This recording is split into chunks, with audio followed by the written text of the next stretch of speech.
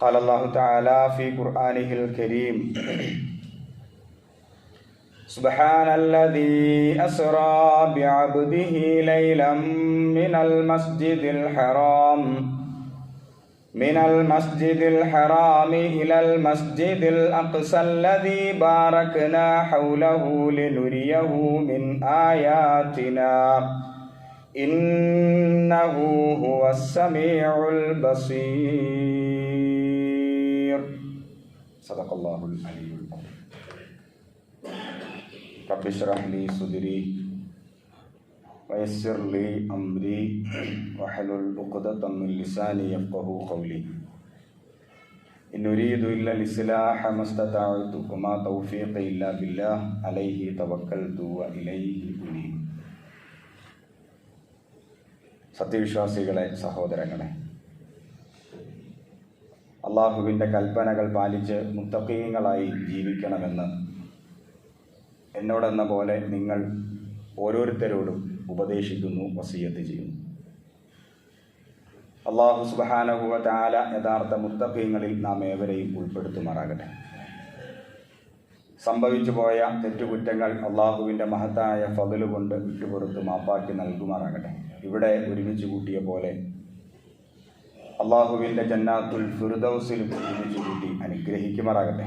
വിശുദ്ധ റമളാൻ മാസത്തിലേക്ക് അള്ളാഹു നമ്മെ എത്തിക്കുമാറാകട്ടെ. കഴിഞ്ഞ ഖുതുബയിൽ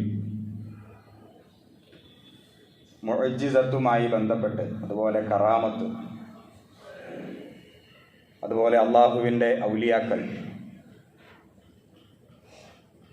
അതിനെ സംബന്ധിച്ചുള്ള ചില കാര്യങ്ങൾ ശ്രദ്ധയിൽപ്പെടുത്തിയിരുന്നു. സത്യവിശ്വാസികൾ എന്ന നിലയിൽ ഇത്തരം കാര്യങ്ങളിൽ കൃത്യമായ അറിവ് നമുക്ക് ലഭിച്ചില്ലെങ്കിൽ ഒരുപക്ഷെ പലവിധ ചൂഷണങ്ങൾക്കും നമ്മളൊക്കെയും ഇരയാക്കപ്പെട്ടേക്കാം. പ്രവാചകന്മാർക്ക് അള്ളാഹു കൊടുക്കുന്ന പ്രത്യേകമായ ഒരു കഴിവാണ് മുഅ്ജിസത്ത് എന്ന് പറയുന്നത്. അതിൻ്റെ അർത്ഥം അമാനുഷികത എന്നാണ്, മനുഷ്യർക്ക് സാധ്യമല്ലാത്തത്. പ്രവാചകന്മാർ മനുഷ്യരാണ് എങ്കിലും അള്ളാഹുവിൻ്റെ പ്രത്യേകമായ സഹായത്താൽ അവർക്ക് സാധ്യമാകുന്നത്, അതാണ് മുഅ്ജിസത്ത് എന്ന് പറയുന്നത്. നമ്മൾ റജബ് മാസത്തിലാണ് ഉള്ളത്. പ്രവാചകൻ സ്വല്ലല്ലാഹു അലൈഹി വസല്ലമ മിഅ്റാജ് പോയത് ഈ മാസത്തിലാണ് എന്ന് ചരിത്രം നമ്മോട് പറയുന്നുണ്ട്. ചരിത്ര ഗവേഷകന്മാർക്കിടയിൽ വ്യത്യസ്ത അഭിപ്രായങ്ങളുണ്ട്. അത് റജബ് മാസത്തിലല്ല, റബീഉൽ അവ്വൽ മാസത്തിലാണ് എന്നും അഭിപ്രായങ്ങളുണ്ട്. ഇനി അങ്ങനെയല്ല, റമളാൻ മാസത്തിലാണ് എന്നും പറയപ്പെടുന്നു, ശവ്വാലിലാണ് അങ്ങനെയും പറയപ്പെടുന്നു. കൃത്യമായ ഒരു അഭിപ്രായം അതിനെ സംബന്ധിച്ച് കാണുന്നില്ല. എങ്കിലും റജബ് മാസത്തിലാണ് എന്ന് ഭൂരിപക്ഷ ചരിത്ര ഗവേഷകന്മാരും അഭിപ്രായപ്പെട്ടിട്ടുണ്ട്. പ്രവാചകൻ സ്വല്ലല്ലാഹു അലൈഹി വസല്ലമ നടത്തിയ പലായനത്തിന് 1 വർഷം മുമ്പാണ് ഈ മിഅ്റാജ് നടന്നത്. അതിലാർക്കും വ്യത്യസ്ത അഭിപ്രായമില്ല. അപ്പോൾ കൃത്യമായ ഒരു അഭിപ്രായം രേഖപ്പെട്ട് കിടക്കുന്നില്ലെങ്കിലും റജബ് മാസത്തിലാണ് എന്ന് പൊതുവെ പറയപ്പെടുന്നു. ഇസ്രാ മിഅ്റാജ് എന്നാണ് അതിൻ്റെ പേര്. ഇസ്രാ എന്ന വാക്കിൻ്റെ അർത്ഥം രാപ്രയാണം എന്നാണ്, രാത്രിയുള്ള യാത്ര. മിഅ്റാജ് എന്ന് പറയുമ്പോൾ ആകാശയാത്ര. നബി സല്ലല്ലാഹു അലൈഹി വസല്ലമ ഒറ്റ രാത്രി കൊണ്ട് ഹറം, അതായത് കഅബാലയം മക്ക, അവിടുന്ന് ബൈത്തുൽ മഖ്ദിസ് അവിടേക്ക് വരുന്നു. അവിടുന്ന് ആകാശയാത്ര നടത്തുന്നു. 7 ആകാശം കടന്ന് അഭൗതികമായ അദൃശ്യ ലോകത്ത് നബി സല്ലല്ലാഹു അലൈഹി വസല്ലമയെ പടച്ചവൻ കൊണ്ടുപോകുന്നു. ചില ദൃഷ്ടാന്തങ്ങളൊക്കെ അദ്ദേഹത്തെ അള്ളാഹു കാണിച്ചു കൊടുക്കുന്നു. നേരം വെളുക്കുന്നതിന് മുമ്പ് നബി സല്ലല്ലാഹു അലൈഹി വസല്ലമ അദ്ദേഹത്തിൻ്റെ സ്വന്തം നാട്ടിൽ തിരിച്ചെത്തുന്നു, മക്കയിൽ തിരിച്ചെത്തുന്നു. ചുരുക്കി പറഞ്ഞാൽ ഇതാണ് ഇസ്റാ മിഅ്റാജ്. ഞാനിവിടെ ഓതി വെച്ച ആയത്തെ സൂറത്ത് അൽ ഇസ്റാ, അങ്ങനെ ഒരു അധ്യായം ഖുർആനിലുണ്ട് ഇസ്റാ എന്ന പേരിൽ. ആ അധ്യായത്തിലെ 1-ാമത്തെ ആയത്താണ്. സുബ്ഹാനല്ലദി അസ്റാ ബി അബ്ദിഹി, അല്ലാഹു എത്രയോ പരിശുദ്ധനാണ്. അസ്റാ അവൻ കൊണ്ടുപോയി, ബി അബ്ദിഹി തന്റെ ദാസനെ, ലൈലൻ ഒരു രാത്രി, മിനൽ മസ്ജിദുൽ ഹറാം മസ്ജിദുൽ ഹറാമിൽ നിന്ന്, ഇലൽ മസ്ജിദുൽ അഖ്സ അതായത് ഫലസ്തീനിലെ മസ്ജിദുൽ അഖ്സയിലേക്ക് കൊണ്ടുപോയി. അല്ലദീ ബാറക്നാ ഹൗലഹു, ആ മസ്ജിദുൽ അഖ്സ നിലനിൽക്കുന്ന പ്രദേശത്തെ നാം പ്രത്യേകമായി അനുഗ്രഹിച്ചിരിക്കുന്നു. ലിനുരിയഹു മിൻ ആയാത്തിന, നമ്മുടെ ചില ദൃഷ്ടാന്തങ്ങൾ അദ്ദേഹത്തെ കാണിച്ചു കൊടുക്കാൻ വേണ്ടി. ഇന്നഹു ഹുവസ് സമീഉൽ ബസീർ, അല്ലാഹു എല്ലാം കേൾക്കുന്നവനും അറിയുന്നവനും കാണുന്നവനും ഒക്കെയാകുന്നു. ഇതാണ് 1-ാമത്തെ ആയത്തിന്റെ അർത്ഥം. അപ്പൊ ഞാൻ ഈ സംഗതി പറഞ്ഞത്, ആ മിഅ്റാജ് യാത്ര മുഹമ്മദ് നബി സല്ലല്ലാഹു അലൈഹി വസല്ലമയ്ക്ക് അള്ളാഹു നൽകിയ ഒരു മുഅ്ജിസത്ത് ആയിരുന്നു. ആർക്കാണ് സാധിക്കുക? ഇപ്പൊ ഒറ്റ ചോദ്യം, ആർക്കാണ് സാധിക്കുക ഇങ്ങനെ യാത്ര ചെയ്യാൻ? ഒരു രാത്രി കൊണ്ട് ഇത്രയും 7 ആകാശവും കടന്ന് അള്ളാഹുവിന്റെ അടുക്കൽ ചെല്ലുന്നു, അഭൗതികമായ അദൃശ്യ ദൃഷ്ടാന്തങ്ങളൊക്കെ കണ്ട് തിരിച്ചു വരിക. ആർക്കാണ് സാധിക്കുക? ആർക്കും സാധ്യമല്ല. അസാധ്യമായ ഒരു കാര്യം മനുഷ്യബുദ്ധിയിൽ ആ ഒരു ചിന്ത പോലും കൊണ്ടുവരാൻ സാധ്യമല്ല. പക്ഷേ പ്രവാചകന്മാർക്ക് സാധിക്കുന്നു. അത് പ്രവാചകന്മാർക്ക് അല്ലാഹു കൊടുക്കുന്ന പ്രത്യേകമായ കഴിവാണ്. അത് പ്രവാചകന്റെ കഴിവല്ല. ഇവിടെ അല്ലാഹു ഉപയോഗിച്ച പദപ്രയോഗം വളരെ ശ്രദ്ധേയമാണ്. അസ്റാ ബി അബ്ദിഹി, തന്റെ അടിമയെ ഞാൻ കൊണ്ടുപോയി. തന്റെ അടിമയെ കൊണ്ടുപോയത് അള്ളാഹുവാണ്, അല്ലാതെ പ്രവാചകന്റെ കഴിവല്ല. പ്രവാചകന്റെ കഴിവായിട്ട് ഖുർആൻ ആ സംഗതി പറയുന്നില്ല. അള്ളാഹു കൊണ്ടുപോയി, എല്ലാം കാണിച്ചു കൊടുത്തു. എന്തിനാണ് പ്രവാചകന്മാർക്ക് അള്ളാഹു ഇപ്രകാരം അദൃശ്യ ലോകത്തിന്റെ ചില യാഥാർത്ഥ്യങ്ങൾ കാണിച്ചു കൊടുക്കുന്നത്? അള്ളാഹു തന്നെ മറ്റൊരു ഭാഗത്ത് പറയുന്നുണ്ട്, ഇൽമൽ യഖീൻ, അതുപോലെ ഐനൽ യഖീൻ. ഒരു മനുഷ്യന്റെ ഈമാൻ പൂർണ്ണമാകണമെങ്കിൽ ദൃഢമായ അറിവ് വേണം. അതാണ് ഐനൽ യഖീൻ അല്ലെങ്കിൽ ഇൽമൽ യഖീൻ, ദൃഢമായ അറിവ്. കണ്ട് ബോധ്യപ്പെടണം, അതൊരു ദൃഢമായ അറിവാണ്. അല്ലെങ്കിൽ മനസ്സിലാക്കി ബോധ്യപ്പെടണം, അതും ഒരു ദൃഢമായ അറിവാണ്. പ്രവാചകന്മാർ നമ്മളോട് അള്ളാഹുവിന്റെ ദീൻ പ്രബോധനം ചെയ്യുന്നവരാണ്. പരലോകത്തെ സംബന്ധിച്ച് പറയുന്നു, തൗഹീദുമായി ബന്ധപ്പെട്ട് പറയുന്നു. ഈ പറയുന്ന കാര്യങ്ങളെ സംബന്ധിച്ച് അവർക്ക് ദൃഢമായ ബോധ്യം ആവശ്യമുണ്ട്. പറയുന്ന കാര്യത്തിൽ അവർക്ക് ലവലേശം സംശയം ഉണ്ടാകരുത്. നമുക്ക് ഒരുപക്ഷെ പല കാര്യത്തിലും സംശയങ്ങൾ ഉണ്ടായേക്കാം. ആ സംശയങ്ങൾ ഉണ്ടെങ്കിൽ തന്നെയും നമ്മൾ വിശ്വസിക്കുന്നു. പക്ഷെ പ്രവാചകന്മാർക്ക് അങ്ങനെ ഉണ്ടാകാൻ പാടില്ല. അവർ പറയുന്ന കാര്യത്തിൽ പൂർണ്ണമായ വിശ്വാസം, ദൃഢമായ ബോധ്യം അവർക്കുണ്ടായിത്തീരണം. അതിനുവേണ്ടിയാണ് ചില അഭൗതികമായ യാഥാർത്ഥ്യങ്ങൾ പ്രവാചകന്മാർക്ക് മുമ്പിൽ അള്ളാഹു തുറന്നു വച്ചത്. അതൊരു മുഅ്ജിസത്താണ്, അമാനുഷികതയാണ്. അപ്പൊ ഇങ്ങനെ മുഅ്ജിസത്ത് കാണിച്ച ഒരുപാട് പ്രവാചകന്മാർ കഴിഞ്ഞു പോയിട്ടുണ്ട്. അതേപോലെ തന്നെ കറാമത്ത് എന്ന മറ്റൊരു സംഗതി, കഴിഞ്ഞ ഖുതുബയിൽ അതിനെ സംബന്ധിച്ച് കുറച്ച് കാര്യങ്ങൾ പറഞ്ഞിരുന്നു. കറാമത്ത് എന്ന് പറഞ്ഞാൽ അതിന്റെ അർത്ഥം അസാധാരണമായ സഹായം എന്നാണ്. സാധാരണ ലഭിക്കുന്ന സഹായം എന്നല്ല അർത്ഥം. അസാധാരണമായ സഹായം, അതായത് തന്റെ ഇഷ്ടദാസന് അല്ലാഹു സുബ്ഹാനഹു വ തആല തന്റെ ഒരു ദാസനെ ഇഷ്ടപ്പെട്ടു കഴിഞ്ഞാൽ, അള്ളാഹ്ക്ക് പ്രിയപ്പെട്ടവനായി മാറിക്കഴിഞ്ഞാൽ, അദ്ദേഹം അനുഭവിക്കുന്ന പ്രതിസന്ധികളിൽ, അദ്ദേഹത്തിന്റെ ബുദ്ധിമുട്ടുകളിൽ, ഇടങ്ങേറുകളിൽ അസാധാരണമായ രൂപത്തിൽ ഇടപെടുകയും അദ്ദേഹത്തെ സഹായിക്കുകയും ചെയ്യും. ഇതിന്റെ പേരാണ് കറാമത്ത്. അതിന്റെ ഒരുപാട് ഉദാഹരണങ്ങൾ വിശുദ്ധ ഖുർആൻ തന്നെ പറയുന്നു. ഞാൻ കഴിഞ്ഞ ഖുതുബയിൽ മറിയം ബീവി റളിയല്ലാഹു തആല അൻഹ അവരെ സംബന്ധിച്ച് പറയുകയുണ്ടായി. മൂസാ നബി അലൈഹിസ്സലാം അദ്ദേഹത്തിന്റെ മാതാവ് മൂസാ നബിയെ പ്രസവിക്കുന്നു. മൂസാ നബി അലൈഹിസ്സലാം അദ്ദേഹത്തിന്റെ മാതാവ് ഒരു പ്രവാചകയല്ല, മൂസാ നബിയുടെ ഉമ്മ എന്ന അർത്ഥത്തിൽ. അതിനപ്പുറത്തേക്ക് വേറെ പദവിയൊന്നും അവർക്കില്ല. അപ്പോൾ മൂസാ നബി അലൈഹിസ്സലാം അദ്ദേഹത്തിന്റെ മാതാവ് മൂസാ നബിയെ പ്രസവിക്കുന്ന ആ കാലഘട്ടം ഈജിപ്ത്, നമുക്കെല്ലാവർക്കും ആ ചരിത്രം അറിയാം. ഫറോവ ജനിക്കുന്ന ആൺകുട്ടികളെ കൊന്നുകളയുന്നു. മൂസാ നബിയുടെ ഉമ്മ വല്ലാതെ വേദനിച്ചു. എനിക്ക് ജനിക്കാൻ പോകുന്ന കുട്ടി ആണാണെങ്കിൽ ഫറോവയുടെ കിങ്കരന്മാർ കൊന്നുകളയും. ആ ഒരു പ്രത്യേകമായ പശ്ചാത്തലത്തിൽ അള്ളാഹു ഇടപെടുന്നു. അവരുടെ ഹൃദയത്തിലേക്ക് ഒരു തോന്നൽ വരുന്നു, കുട്ടിയെ ഒരു പെട്ടിയിലാക്കുക, നൈൽ നദിയിൽ അതിനെ ഒഴുക്കുക. അസാധാരണമായ ഒരു സഹായമാണ് മൂസാ നബിയുടെ മാതാവിന് അവിടെ കിട്ടിയത്. അതൊരു കറാമത്താണ്. ഇങ്ങനെ ചരിത്രത്തിൽ ഒരുപാട് പേർക്ക് അത് കിട്ടിയിട്ടുണ്ട്. അപ്പൊ അസാധാരണമായ അള്ളാഹുവിന്റെ സഹായം ആ രൂപത്തിൽ സാധാരണ ഉള്ള സഹായമല്ല, മറിച്ച് അസാധാരണമായ ഒരു സഹായം ലഭിക്കുക എന്നത്, ഒരു ഇൽഹാം ഉണ്ടാവുക എന്നത്, ഒരു തോന്നൽ ജനിക്കുക എന്നത്, വഴിമുട്ടി നിൽക്കെ, പ്രയാസപ്പെട്ട് നിൽക്കെ ഒരു പക്ഷേ നമ്മുടെ ജീവിതത്തിലും ഇതുപോലെയുള്ള അള്ളാഹുവിന്റെ സഹായങ്ങളൊക്കെ നമുക്ക് ലഭിച്ചിട്ടുണ്ടാകാം. അള്ളാഹ്ക്ക് പ്രിയപ്പെട്ടവരാണെങ്കിൽ അതാണ് കറാമത്ത് എന്ന് പറയുന്നത്. അതുപോലെ അള്ളാഹുവിന്റെ ഔലിയാക്കൾ, അള്ളാഹുവിന്റെ വലിയകൾ, അതിനെ സംബന്ധിച്ച് പറയുകയുണ്ടായി. അള്ളാഹുവിന്റെ ഔലിയാക്കൾ എന്ന് പറയുമ്പോൾ ഇബ്രാഹിം നബി അലൈഹിസ്സലാം, വിശുദ്ധ ഖുർആനിൽ ഇബ്രാഹിം നബിയെ സംബന്ധിച്ച് അള്ളാഹു നടത്തിയ ഒരു പ്രയോഗം ഇപ്രകാരമാണ്.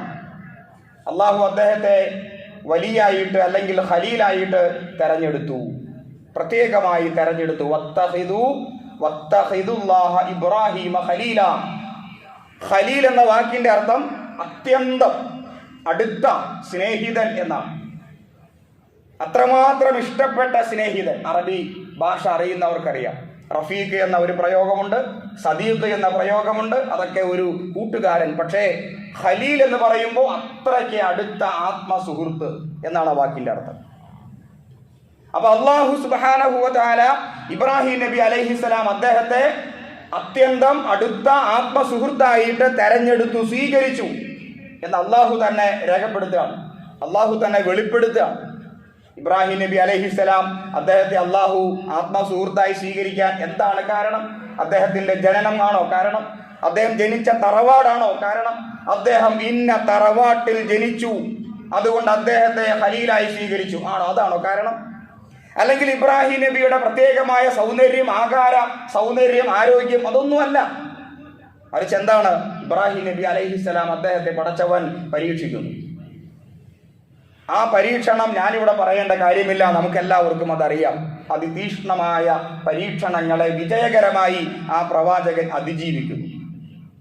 വ്യക്തി ജീവിതത്തിൽ, കുടുംബ ജീവിതത്തിൽ, സാമൂഹ്യ ജീവിതത്തിൽ, അദ്ദേഹത്തിന്റെ രാഷ്ട്രീയ മേഖലയിലൊക്കെ അതിതീക്ഷ്ണമായ പരീക്ഷണങ്ങളാണ് ആ പ്രവാചകൻ ഏറ്റുവാങ്ങിയത്. എല്ലാത്തിലും വിജയിച്ചു കഴിഞ്ഞപ്പോൾ അള്ളാഹ്ക്ക് പ്രിയപ്പെട്ടവനായി മാറുന്നു. അള്ളാഹ് അദ്ദേഹത്തെ ഖലീലായി സ്വീകരിക്കുന്നു. അങ്ങനെ അള്ളാഹുവിന്റെ ഒരു വലിയ പറക്കുന്നു. അപ്പൊ ഈ മൂന്ന് സംഗതികൾ, അതിൽ മുഅ്ജിസത്ത് എന്ന സംഗതി മാറ്റിവെക്കുക, കറാമത്ത്, അതേപോലെ ഔലിയ അല്ലെങ്കിൽ വലിയ എന്ന രണ്ട് സംഗതി എടുക്കുക. ഈ കറാമത്തുമായി ബന്ധപ്പെട്ട് അല്ലെങ്കിൽ ഔലിയാക്കളുമായി ബന്ധപ്പെട്ട് നമുക്കിടയിലുള്ള ഒരു പൊതുവായ ധാരണ, അതൊരു പ്രത്യേകമായ കാറ്റഗറിയാണ്. അതങ്ങനെ അള്ളാഹു പ്രത്യേകമായിട്ട് സൃഷ്ടിക്കുന്നതാണ് എന്നതാണ്. ഒട്ടുമിക്ക മുസ്ലിങ്ങളും അങ്ങനെയാണ് വിചാരിക്കുന്നത്. എന്ത്? കറാമത്ത് എന്ന സംഗതി, അതായത് ഒരാൾ വലിയാകുന്നത് അയാൾക്ക് കറാമത്ത് ഉണ്ടാകുമ്പോഴാണ് എന്നൊരു വിശ്വാസം. അപ്പൊ വലിയന് കറാമത്തുണ്ട്, അഥവാ അത്ഭുത സിദ്ധി. നമ്മൾ അതിനെ അങ്ങനെയാണ് പറയുക, അത്ഭുത സിദ്ധി. അദ്ദേഹം അള്ളാഹുവിന്റെ വലിയാണ്, അദ്ദേഹത്തിന് അത്ഭുത സിദ്ധിയുണ്ട്, നമ്മൾ അങ്ങനെ പറയും.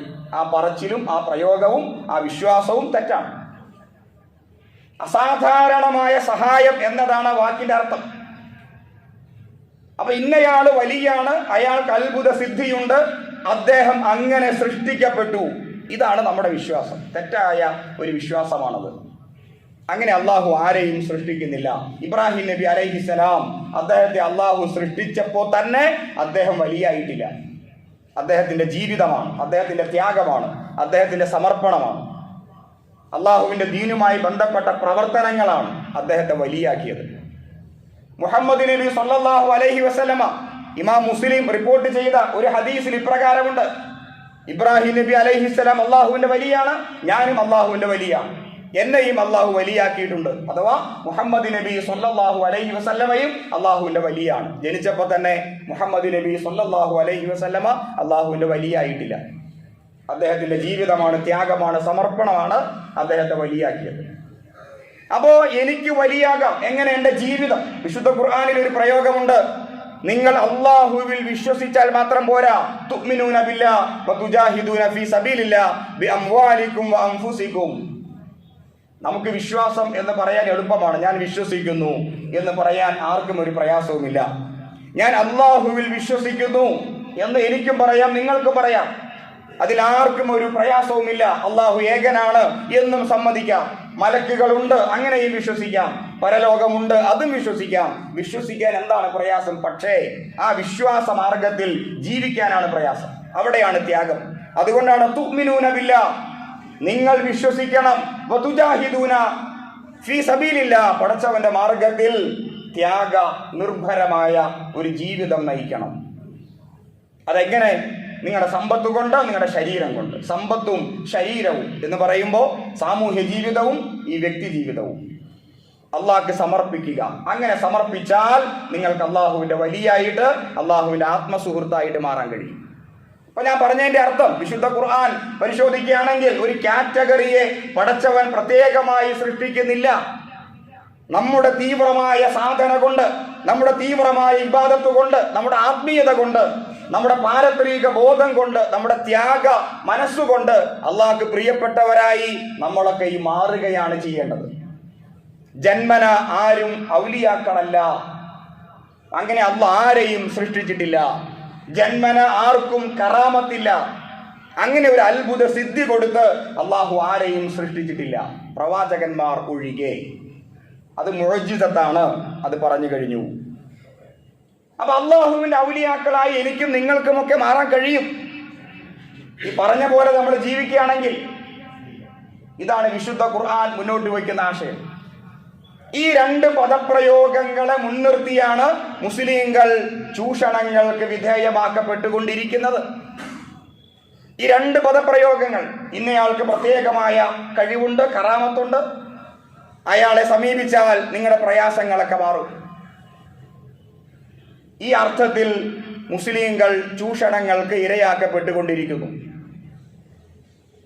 നമ്മളൊന്ന് ശാന്തമായി ചിന്തിക്കുക.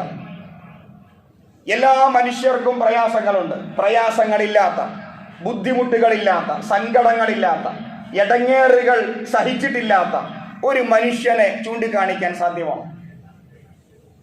ഇമാം ഷാഫിഈ റഹ്മത്തുള്ളാഹി അലൈഹി, അദ്ദേഹത്തിന്റെ അടുക്കൽ ഒരു പാവപ്പെട്ട മനുഷ്യൻ, സത്യവിശ്വാസിയായ ഒരു മനുഷ്യൻ വന്നിട്ട് ഇങ്ങനെ കരയും. അപ്പൊ അദ്ദേഹം കാരണം അന്വേഷിച്ചു. എൻ്റെ ഉമ്മ മരണപ്പെട്ടു, എനിക്ക് സങ്കടം സഹിക്കാൻ കഴിയുന്നില്ല, എനിക്ക് സമാധാനം കിട്ടണം. ഇതാണ് ആ വന്ന ചെറുപ്പക്കാരന്റെ ആഗ്രഹം. ഇമാം ഷാഫിഈ റഹ്മത്തുള്ളാഹി അലൈഹി അദ്ദേഹത്തോട് പറഞ്ഞു, ശരി, നീ പുറപ്പെടുക. ഈ കാണുന്ന ഈ സമൂഹത്തിൽ ഇവിടെ കാണുന്ന എല്ലാ വീടുകളിലും നീ പ്രവേശിക്കുക. കുറച്ച് കടുകുമണി ശേഖരിക്കുക.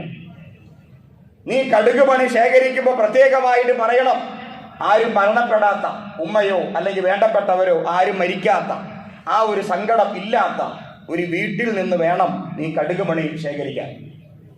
ആ ചെറുപ്പക്കാരൻ ഇറങ്ങി നടന്നു. പല വീടുകൾ കയറി ഇറങ്ങി. ആരും മരിക്കാത്ത, മരണത്തിന്റെ, വിരഹത്തിന്റെ വേദന അനുഭവിക്കാത്ത, സങ്കടങ്ങളില്ലാത്ത ഒരു വീടും അദ്ദേഹം കണ്ടില്ല. കടുകുമണി കിട്ടിയതുമില്ല. ഇമാം ഷാഫിഈ റഹ്മത്തുള്ളാഹി അലൈഹി അദ്ദേഹത്തിന്റെ അടുക്കൽ വന്നിട്ട് കാര്യം പറഞ്ഞു, മഹാനവർകളെ, എനിക്ക് കടുകുമണി കിട്ടിയില്ല. എന്തുകൊണ്ട്? ദുഃഖങ്ങളില്ലാത്ത, സങ്കടങ്ങളില്ലാത്ത, മരണത്തിന്റെ, വിരഹത്തിന്റെ പ്രയാസമില്ലാത്ത ഒരു വീട് ഞാൻ കണ്ടിട്ടില്ല. അപ്പൊ ഇമാം ഷാഫിഈ റഹ്മത്തുള്ളാഹി അലൈഹി പറഞ്ഞു, കണ്ടോ, ഇതാണ് മനുഷ്യ ജീവിതം. പ്രയാസമില്ലാത്ത ആരും ലോകത്ത് സൃഷ്ടിക്കപ്പെട്ടിട്ടില്ല. എല്ലാവർക്കും അവരുടേതായ സ്വകാര്യ ദുഃഖങ്ങളുണ്ട്, സങ്കടങ്ങളുണ്ട്, പരിഹരിക്കപ്പെടാത്ത ഒരുപാട് പ്രശ്നങ്ങൾ എല്ലാ മനുഷ്യർക്കുമുണ്ട്. വിശുദ്ധ ഖുർആനിൽ അല്ലാഹു സുബ്ഹാനഹു വ തആല പറഞ്ഞില്ലേ, ലഖദ് ഖലഖ്നൽ ഇൻസാന ഫീ കബദ്.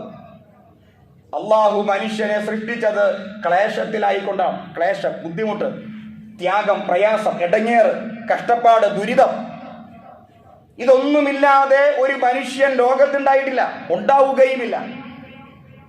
എനിക്ക് എന്നെ സംബന്ധിച്ച് പറയുമ്പോൾ എൻ്റെതായ സ്വകാര്യ സങ്കടങ്ങൾ ഉണ്ടാവും. നിങ്ങൾ ഓരോരുത്തരെയും ഞാൻ ഒറ്റയ്ക്ക് കണ്ടാൽ നിങ്ങൾക്കും ഒരുപാട് ഇറക്കി വയ്ക്കാൻ ഒരുപാട് പ്രതിസന്ധികളുടെ, സങ്കടങ്ങളുടെ, പ്രയാസങ്ങളുടെ കൂമ്പാരങ്ങൾ ഉണ്ടാകും. അപ്പൊ എല്ലാ മനുഷ്യരും നമ്മൾ സമൃദ്ധിയിലാണ്, സമ്പന്നതയിലാണ്, സന്തോഷത്തിലാണ് എന്ന് വിചാരിക്കുന്ന എല്ലാ മനുഷ്യർക്കും അവരുടേതായ ദുഃഖങ്ങൾ ഉണ്ടാകും. അപ്പൊ സങ്കടങ്ങളോ ദുഃഖങ്ങളോ പ്രശ്നങ്ങളോ പ്രയാസങ്ങളോ പ്രതിസന്ധികളോ ഇല്ലാത്ത ഒരു മനുഷ്യനെയും ചൂണ്ടിക്കാണിക്കാൻ സാധ്യമല്ല. ഇവിടെയാണ് കറാമത്ത് ഔലിയ എന്ന സിദ്ധാന്തത്തിന്റെ ആളുകൾ വിജയിക്കുന്നത്. എല്ലാ പ്രശ്നവും പരിഹരിക്കാം, എളുപ്പത്തിൽ പരിഹരിക്കാം, ഇത് അടിവരയിടുക. ഞങ്ങൾ ഇപ്പൊ തന്നെ തീർത്തു തരാം, എല്ലാ പ്രശ്നങ്ങൾക്കും പരിഹാരമാണ്. അപ്പോ ഇന്ന് മുസ്ലിം ജനസംഖ്യയിൽ ലോകാടിസ്ഥാനത്തിൽ തന്നെ എടുത്തോളൂ, 75% മുസ്ലിങ്ങളും ഈ അർത്ഥത്തിൽ ചിന്തിക്കുന്നവരാണ്. അങ്ങനെയുണ്ട്, പ്രശ്നങ്ങളെ പരിഹരിക്കാൻ കഴിയും. 25% മാത്രമേ നേരായ വഴിക്കുണ്ടാവൂ. ആ ഒരു ചിന്തയില്ലാത്തവരുണ്ടാകൂ. എൻ്റെ പ്രശ്നങ്ങളെ എനിക്ക് എളുപ്പത്തിൽ പരിഹരിക്കണം, എൻ്റെ സാമ്പത്തിക ബുദ്ധിമുട്ടുകളെ എനിക്ക് പെട്ടെന്ന് പരിഹരിക്കണം.